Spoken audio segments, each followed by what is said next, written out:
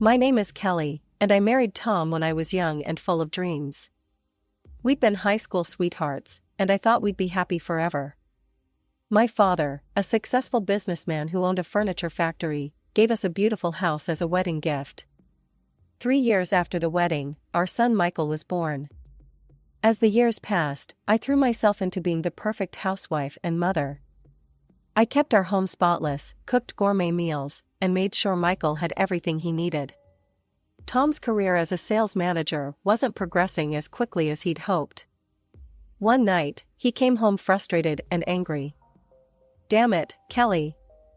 I can't take this anymore. I'm busting my ass at work, and for what? Pennies." He slammed his fist on the kitchen table, making me jump. "What do you want me to do about it?"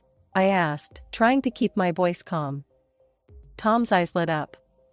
"Your father. He could give me a job at his factory. A senior position. You could talk to him, couldn't you?" I hesitated. My father had always been fair in his business dealings, and I didn't want to take advantage of our relationship. But seeing the desperation in Tom's eyes, I nodded. "Okay, I'll talk to him." The next day, I visited my father at his office. "Dad, I need to ask you something," I began nervously. "It's about Tom. He's not happy with his job, and I was wondering if you might have a position for him here at the factory?" After a long moment, my father nodded. "All right, I'll give him a shot. But he'll have to prove himself like anyone else." When I told Tom the news, he was ecstatic. He picked me up and spun me around the kitchen. "You're amazing, Kelly. This is going to change everything for us." And for a while, it did. Tom started earning more money, and our financial worries eased. But as one problem faded, another grew in its place: my relationship with Tom's mother, Helen. Helen was a force of nature, fiercely protective of her only son and openly disapproving of me. She'd drop by unannounced, criticize my housekeeping, and demand my constant attention. One afternoon, as I was trying to get dinner ready, Helen burst through the front door. "Kelly, I need you to take me shopping right now." I gritted my teeth. "Helen, I'm in the middle of cooking. Can it wait until tomorrow?" Her eyes narrowed. "Are you saying my needs aren't important? After all I've done for this family?" I bit back a retort, knowing it would only make things worse. "Of course not. Just give me a few minutes to finish up here." As I drove Helen to the mall, listening to her complaints about my driving, my cooking, and pretty much everything else, I couldn't help but wonder how my life had become this way. I was an intelligent, capable woman, yet here I was, catering to everyone else's whims while my own dreams gathered dust. One particularly frustrating afternoon, Helen barged into our home unannounced, as usual. "Kelly," she called out, her voice grating on my already frayed nerves. "I'm hungry. Make me something to eat." Biting my tongue, I set aside the laundry and trudged to the kitchen. As I prepared a meal for Helen, she sat at the kitchen table, criticizing my every move. "You're using too much oil," she snapped. "And for heaven's sake, cut those vegetables smaller. Don't you know how to cook properly?" As I placed the finished meal in front of her, I hoped she'd eat quickly and leave. But to my dismay, she packed up all the food I'd prepared and stood up. "I'll be taking this with me," she announced. "I have bridge club tonight, and this will do nicely for snacks." I stared at her in disbelief. "But Helen, that was supposed to be our dinner." "Oh, you can always make more," she said, already heading for the door. "It's not like you have anything better to do with your time." As the door slammed behind her, I sank into a chair, feeling defeated. I glanced at the clock, realizing I now had less than an hour to prepare another meal before Tom got home from work. When Tom arrived, he found me frantically trying to get dinner on the table. "What's going on?" he asked, loosening his tie. "Why isn't dinner ready?" I explained what had happened with his mother, hoping for some understanding or support. Instead, Tom's face darkened. "Mom was here, and you didn't make her feel welcome?" he demanded. "Kelly, you know how important family is to me. You should have been more accommodating." Accommodating? I echoed, incredulous. Tom, she took our dinner. She treats me like a servant in my own home. Tom shook his head, clearly annoyed. You're exaggerating. Mom just wants to feel loved and appreciated. Is that too much to ask? As we ate the hastily prepared meal in silence, I couldn't help but feel a growing distance between us. Tom, once my high school sweetheart and closest confidant, now felt like a stranger across the dinner table. One evening, Tom came home from work in a foul mood. His face was red with anger as he slammed the front door behind him. Kelly, he bellowed. Your father is a tyrant, a despot. He humiliates people and uses them like pawns in his little game. I was taken aback. My father had always been fair and kind in my experience. What happened? I asked cautiously. Tom's eyes flashed with fury. I stood up for an employee today. Your father was treating him unfairly, and I couldn't stand by and watch. And you know what your precious daddy did? He fired me on the spot. My mind reeled. This didn't sound like my father at all. There must be some mistake, I said. Let me talk to Dad and hear his side. No, Tom roared, causing me to flinch. You will not speak to your father. You will not speak to your mother. As far as we're concerned, they no longer exist for us. Do you understand? Trembling, I nodded, too shocked and scared to argue further. In the days that followed, Tom found another job. He started earning well again, but the incident had changed something fundamental in our relationship. The warmth and love I once felt for him was replaced by fear and resentment. Years passed, and our son Michael grew up. He often asked about his grandparents, but Tom would shut down any conversation about them. You have one grandmother, he would say firmly. My mother. That's all you need to know. As Michael prepared to leave for college in another city, I felt a mix of pride and sadness. My baby was growing up, but I couldn't shake the feeling that I was losing the only ally I had in this house. Over the next few years, my life fell into a monotonous routine. I catered to Tom's every whim and endured Helen's constant criticism. Without Michael as a buffer, their treatment of me grew even more oppressive. One afternoon, as I was scrubbing the kitchen floor under Helen's watchful eye, the phone rang. I reached for it, but Helen snatched it away. I'll answer it, she snapped. You focus on getting that floor clean. I can still see spots. I gritted my teeth and returned to my task, but I couldn't help overhearing Helen's side of the conversation. Yes, this is the residence of Kelly. Who? Her father? Helen's voice dripped with disdain. I'm sorry, but Kelly isn't available to speak with you. Please don't call again. My head snapped up. Wait. I called out, but Helen had already hung up the phone.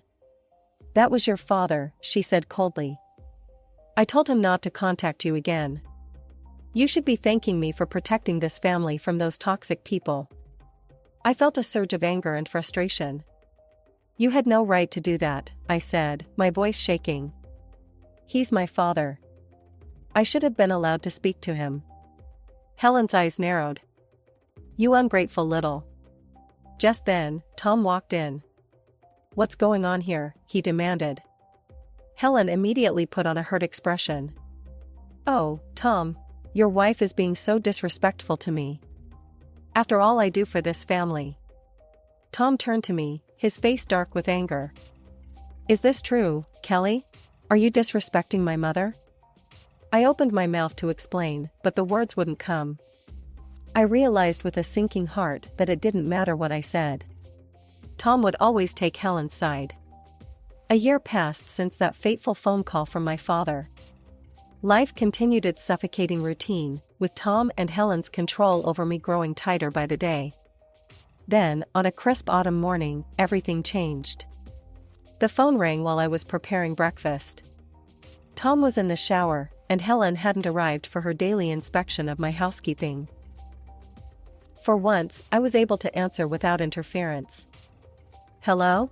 I said tentatively. Kelly? Is that you? The voice on the other end was familiar, yet distant, my father's voice. Kelly, it's your mother.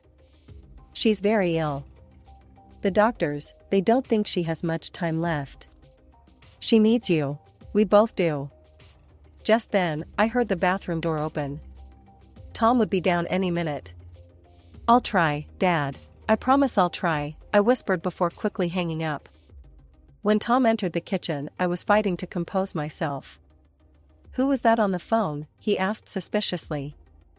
I took a deep breath. It was my father. My mother is very ill, Tom. She's dying. I need to go see her. Tom's face hardened. Absolutely not. We've been through this, Kelly. Your parents don't exist for us anymore.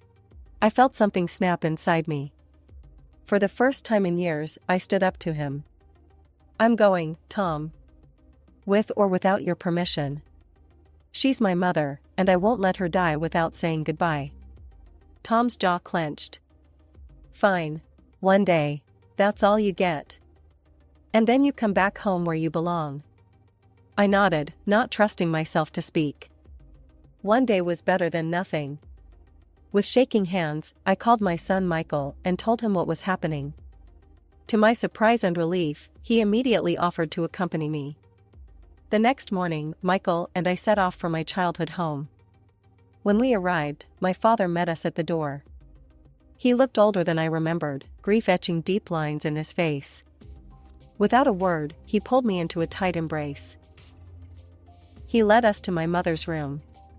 She lay in bed, pale and frail, but her eyes lit up when she saw me. Kelly, she whispered, reaching out a trembling hand.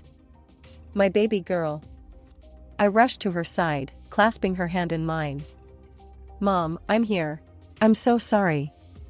Can you ever forgive me? She smiled weakly. There's nothing to forgive, sweetheart.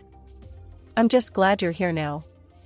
We spent the day by her bedside, sharing memories and making up for lost time. As the sun began to set, my mother's breathing became labored. She squeezed my hand and looked into my eyes. Kelly, she said softly. Promise me you'll live your life.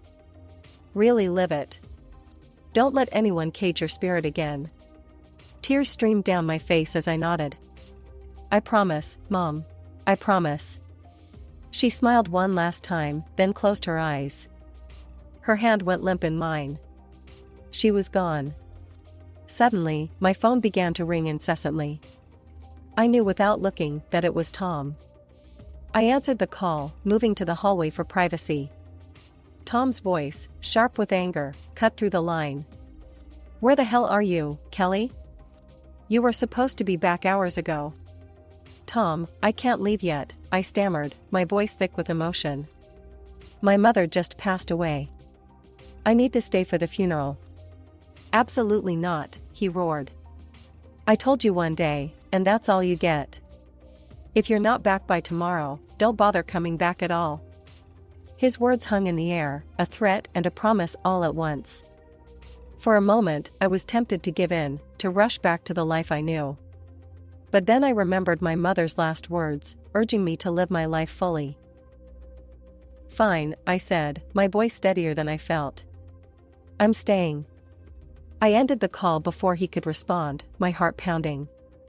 I had just defied Tom for the first time in our married life, and it was both terrifying and exhilarating. The next few days passed in a blur of grief and preparations. On the day of the funeral, as we stood solemnly around my mother's grave, my phone began to ring again. Tom's number flashed on the screen. Without thinking, I pressed the speaker button, if only to quickly silence it. Tom's voice, loud and angry, burst forth for all to hear. Kelly, this is your last chance, he yelled. If you don't come home right now, I swear I'll come and drag you back myself. You ungrateful filth, after everything I've done for you. I quickly ended the call, my face burning with shame and anger. The mourners around us looked shocked, and Michael's face was a mask of fury. My father looked more concerned than anything else. He pulled me aside as soon as the service was over. Kelly, he said gently, we need to talk.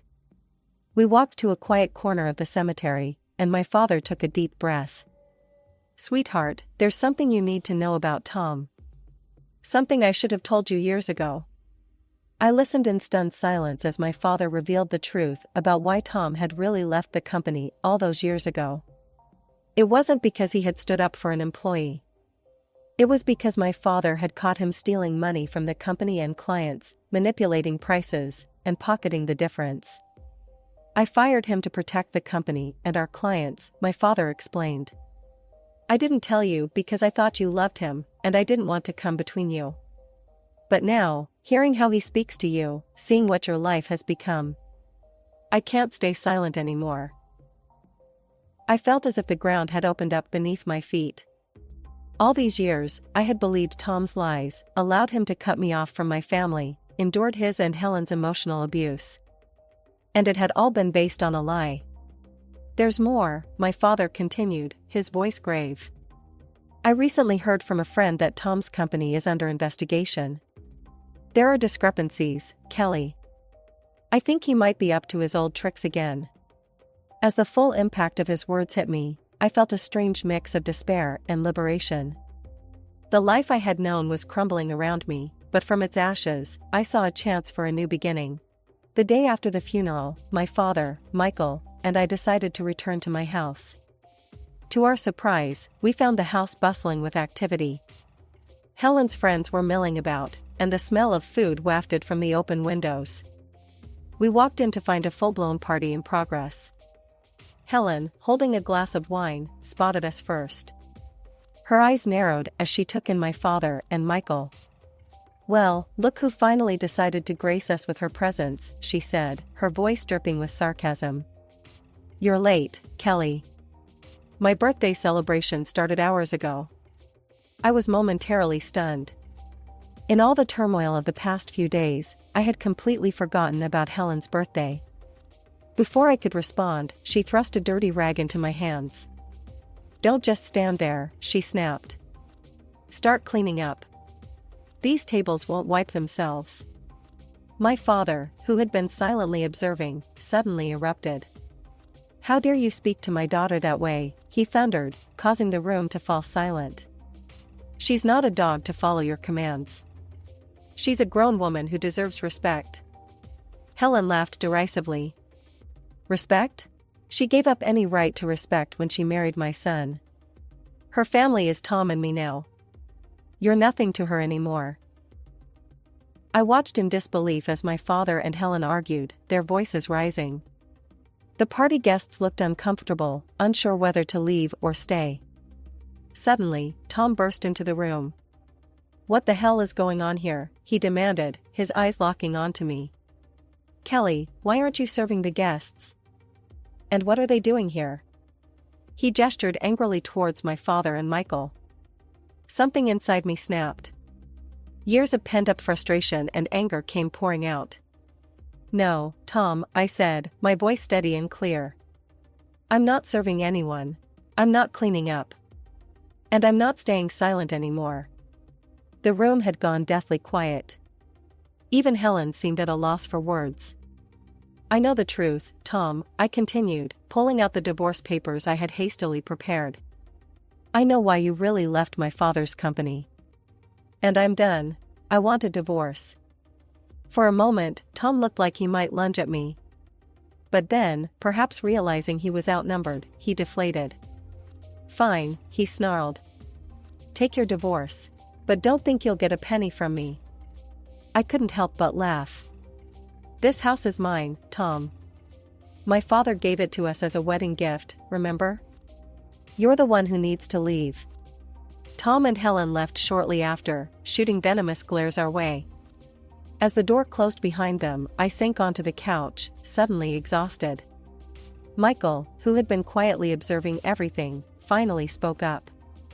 "Mom, why didn't you tell me things were so bad?" "I'm sorry, Michael," I said. "I thought I was protecting you.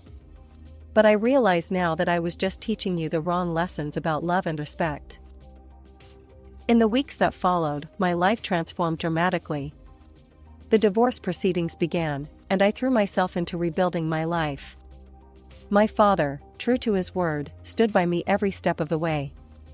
One afternoon, as we sat in his study discussing the future, my father broached a subject I hadn't expected. "Kelly," he began, his voice gentle but serious, "I've been thinking. I'm not getting any younger, and the factory needs new blood. How would you feel about coming to work with me?" I blinked in surprise. "Me? But Dad, I don't know anything about running a business." He chuckled. "Neither did I when I started. You're smart, Kelly. You can learn. Besides, it's about time you had a chance to spread your wings." Over the next few months, I immersed myself in learning the business. My father was a patient teacher, guiding me through the intricacies of running a furniture factory. I discovered a passion for design and innovation that I never knew I had. Meanwhile, the divorce proceedings dragged on. Tom, true to form, fought me every step of the way. He contested the ownership of the house, and even attempted to turn Michael against me. In the end, justice prevailed. I was awarded the house and substantial financial compensation for years of emotional abuse. Tom, facing charges for his fraudulent activities, found himself deep in debt and unable to hold senior positions anymore. As for Helen, she faded into the background, her influence over my life finally broken. The last I heard, she had moved in with a distant relative. Her social circle diminished after the truth about Tom came out. 3 years passed in what felt like a blink of an eye. Then, one sunny morning, my father called me into his office. His face was solemn as he gestured for me to sit. "Kelly," he said, his voice heavy with emotion, "I'm not well. The doctors, they don't think I have much time left." The world seemed to tilt on its axis. "Dad, no," I whispered, reaching for his hand. He squeezed my fingers gently. "It's okay, sweetheart. I've had a good life. And now, I can go knowing that you're strong, that you're free, that you'll be okay." Tears streamed down my face as he continued. "I'm leaving everything to you, Kelly. The business, the house, all of it. You've more than proven yourself. I know you'll take good care of it all." In the weeks that followed, we spent as much time together as possible. My father's condition deteriorated rapidly, but his spirit remained strong. He passed away peacefully in his sleep, leaving behind a legacy that I was now responsible for carrying forward. The news of my father's passing and my inheritance spread quickly through our small town. I was still adjusting to my new reality when an unexpected visitor arrived at my doorstep. It was a crisp autumn afternoon when I heard the doorbell ring. Opening the door, I was shocked to see Tom standing there, a bouquet of flowers in his hand and an apologetic look on his face. "Kelly," he said, his voice softer than I'd heard it in years. "I'm so sorry about your father. May I come in?" Warily, I stepped aside to let him enter. We stood in the foyer, an awkward silence hanging between us. Finally, Tom spoke. "I've been doing a lot of thinking, Kelly. About us, about our life together. I know I made mistakes, terrible mistakes. But I've changed. My mother, she passed away last month. She was the one who always came between us. Now, there's nothing stopping us from being happy together again." As I opened my mouth to respond, I heard the sound of a car pulling up in the driveway. A moment later, the front door opened, and a tall, distinguished-looking man walked in. "Kelly, darling, I'm home," he called out, then stopped short when he saw Tom. Tom looked between us, confusion and anger dawning on his face. "Who the hell is this?" he demanded. The man stepped forward, extending his hand to Tom. "I'm David, Kelly's husband. And you are?" Tom ignored the outstretched hand, his face contorting with rage. "Husband? What the hell, Kelly? You remarried? You traitor!" David's expression hardened. He stepped between Tom and me, his voice low and dangerous. "I suggest you leave now, and never speak to my wife that way again." Tom lunged forward, but David was quicker. He caught Tom by the arm and firmly escorted him to the door. "This is your only warning," David said calmly. "Stay away from Kelly. If you ever come near her or insult her again, you'll regret it." With that, he shut the door in Tom's face. As the sound of screeching tires faded away, David turned to me, his face softening with concern. "Are you okay, love?" I nodded, stepping into his embrace. "I'm fine. I'm just glad you're home." I looked up at him, a smile playing on my lips. "And I'm glad you waited for me after all these years." David chuckled, pressing a kiss to my forehead. "I've loved you since high school, Kelly. I would have waited forever if I had to." As we stood there in each other's arms, I marveled at how life had come full circle. David and I had been high school sweethearts before Tom came into the picture. After my divorce, we had reconnected, and our old feelings had blossomed anew. We'd married in a quiet ceremony 6 months ago, starting a new chapter in both our lives. Just then, my phone buzzed with a text. It was from Michael. "Mom, great news. Jessica's pregnant. You're going to be a grandmother." In the months that followed, life settled into a beautiful rhythm. Michael and his wife Jessica moved back to our city, eager to be close to family as they prepared for their baby's arrival. They joined us at the factory, bringing fresh ideas and energy to the business.